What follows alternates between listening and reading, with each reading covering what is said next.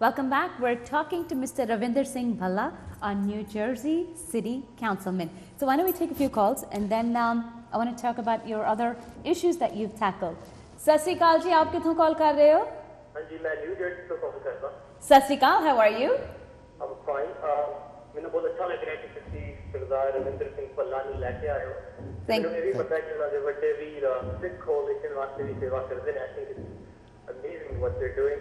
It is. I think it's a lot of work. I mean, जेडे दो Sikh California में कत्ल हुआ, जिन्होंने एक मारा गया, I found out Sikh coalition के Facebook page though. So I think it's a lot of work that they're doing. Absolutely, absolutely. Thank you so much for that. So मेरा जो सवाल है सरदार Ravinder Singh, if anyone Sardar who wants to be involved in local politics अपने शहर के विच, what does he think the first step should be? If कोई कमेटियां join करिए या how should we get involved in local politics? That's a great question, and the first thing you should do is educate yourself as to the issues. One thing that I'd spoken before earlier in the show is how the atrocities in 1984 had really piqued my interest in politics. It had piqued my interest in global and international politics. But when I moved to Hoboken, I realized with time that the issues that impact me most at the base level is not what my senator or congressman are doing, but really what my local mayor or my council person is doing, or who's sitting on my zoning board or planning board. And they say all politics is local, and I began to realize that that's actually, in fact, the case. So I began, and I would advise you to educate yourself at the local level as to what the issues are that are affecting your community. And that's really what I did initially, and that's how I got involved in politics within Hoboken. I was able to, as an attorney, represent a councilwoman who was running for mayor in 2005 in a litigation that was politically related, and that got me basically a basic background as to what the political dynamics were in Hoboken, as well as the local issues. And then with time, I decided to run for a position called Democratic Committee Person.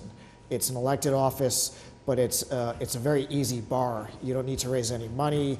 You could run uncontested, but it's a very grassroots, basic elected position they have in New Jersey. So every town within the Democratic and Republican Party have elected committee persons. So find out within your local party in whatever town you live how to get involved, whether you can run for committee person within your district. And I would suggest that as one means to get involved locally. And that's how I became involved. I ran for committee person twice, and then for city council. And also I eventually was elected as chairman of the Democratic Party within Hoboken. But that's how I would suggest you get involved, is simply start small and move higher with time, and be patient too. Already? Thank you. Thanks so much. Thank you. You're welcome. Thank you. That's really good to know. I'm glad he asked a very good question. It was an excellent question. It's an excellent question. Now tell me, Ravinder, being in this position, I'm sure there are a lot of issues you've tackled. Correct. Not just, I'm not just referring to now Sikh or Punjabi or Indian issues. No, I'm talking about issues as general. What are some of the things that you have done? What are some of the accomplishments that you've done for Hoboken? Well, in Hoboken, I'm not a Sikh councilman. I'm a councilman who happens to be Sikh. Okay. Okay. So, that's good. That's good to hear first. That's the basic distinction, is that I was elected to serve the people of Hoboken. Okay. And in that regard, we've made enormous progress in undoing some of the things that motivated me to run. Okay. Specifically, we had a 47% tax increase the summer that I decided to run, which I felt was unconscionable. To raise property taxes 47% was literally driving residents out of town, and it made me make a decision as to whether or not I wanted to get involved to help correct some of these problems. We had overspent the budget by over $11 million. So the primary issue in Hoboken is fiscal responsibility with managing the city budget and really offering tax relief to residents. I'm proud to say that within 3 budget cycles, we've managed to lower taxes by 10% within, if you look at the fiscal year of 2010 to this fiscal year, we've offered a 10% reduction in taxes at a time when municipalities in New Jersey are raising taxes across the board. We're actually lowering taxes. Wow. So it's something that I'm extremely proud of, working with the mayor and my colleagues to effectuate that change. And that's one thing that we ran on. Another issue is development. Okay. Hoboken is a thriving community. There's a lot of growth, but we want to make sure it's balanced growth, growth that is in the interest of the community, not necessarily in the interest of private developers, growth that includes adequate open space, adequate park space, place for children to play, buildings that are not high density, commercial balanced development that takes into account retail, commercial, residential, and we've set out a plan that really prioritizes those needs as well. Okay. So now these are some of the things that you have done. You have Correct. 2 more years to go, and I'm sure you have a lot more on your plate that needs to be addressed. So what are some of the things that you will be working on that you foresee in the near future? Right. I think open space is a critical issue. Okay. Every community wants a neighborhood, and a neighborhood has to be balanced. There has to be a place for people to congregate, for children to play. And what we've done is we've actually introduced a bond ordinance, a $20 million open space acquisition bond ordinance, which will really allow us to create more open space in one portion of Hoboken, in the southwest portion, as well as acquire properties in other portions of Hoboken for that purpose. Okay. So that's a process that takes years to accomplish. That's one issue. The other issues are basically effectuating further tax reduction. We're looking at every department within City Hall, the fire department, every civilian department, to see where we can cut costs and offer further tax relief. Currently, we're actually looking at the rent control ordinance. Rent control is a form of affordable housing, so we want Hoboken to be socioeconomically diverse, a place where you can live and work. Okay. So that's another issue we're looking at, is affordable housing and rent control.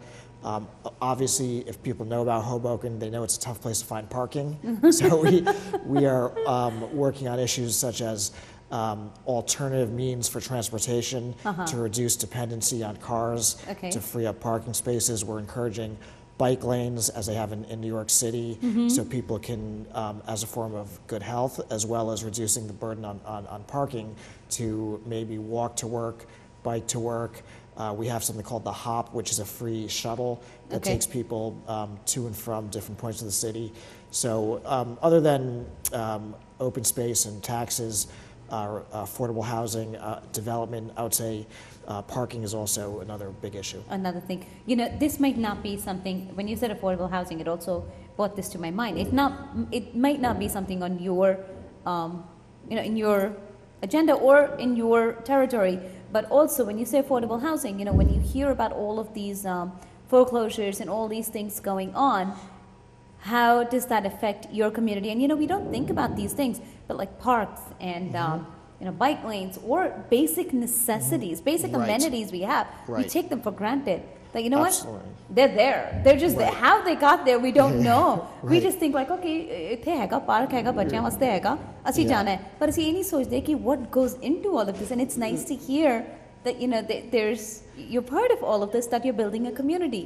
So now when we talk about building a community to have that better environment, also anything with, and it might not be something that you guys are working on with the affordable housing programs, with these foreclosures and stuff going on in different neighborhoods. I know Hoboken is not that much affected by it, thank God. It's not that much affected, but the property tax increase that we had created a problem with people being able to pay their mortgages, and it did cause a higher rate of foreclosure even within Hoboken. And as you said correctly, your home is your base, and your neighborhood is your broader base.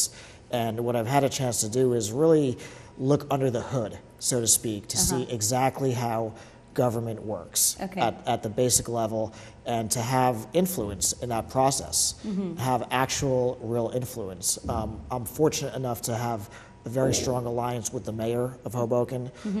So most important decisions, I'm at the table in terms of Hoboken's future, whether it's creating a park here or deciding how to build there. I've had a chance to look and see how things are actually done at the local level, how communities are made, how communities are developed, building height, building density, commercial versus retail versus residential. These are all decisions that are made at the local level. Zoning, variances, site approvals with planning boards. These are all things that aren't so glamorous, but they're things that are necessary to get done in order to build strong communities. That's, you know what, you seem to be doing the right thing. Where do you see yourself going with this? I mean, I don't think you seem like the kind of guy, thought in Josh, you have that fire inside of you that I don't think this is where the buck stops kind of thing. What are some future plans that you have? Well, right now I'm focused primarily on serving out my term and serving the residents of Hoboken as I have been or better for the next 2 years. A lot of people in the Sikh community would like this to be more of a beginning than an end. And I haven't looked too much to the future, but if there are opportunities to serve in other elected offices, I'd certainly be interested in running for re-election. Okay. But if there are other opportunities where I think I can add value to the Sikh community as well as to the broader base, I would certainly consider pursuing those opportunities. I would definitely hope so, because we would love to see you, go further, much above and beyond where you are. It would be such a pleasure. And I know we were talking about this earlier today. I was like, you know what? You just might be the man that we might be sitting in the Senate one day and we can say, look, we have the first Sikh person sitting in the Senate right there. So you never know, I know it's not something you've said, but, we're hoping that we can take this further, and, you never know. Sure. It's never something I've thought about, but I never thought about being a councilman. I never thought I'd be sitting here 2 years ago. Yeah. So you just have to believe in Guruji and believe in your faith, not have any expectations, and see where your life takes you. But also be focused, be honest, work hard, and move forward in the interests of the people that you represent. And I think if you do that, the rest will take care of itself. Excellent. That's very well put.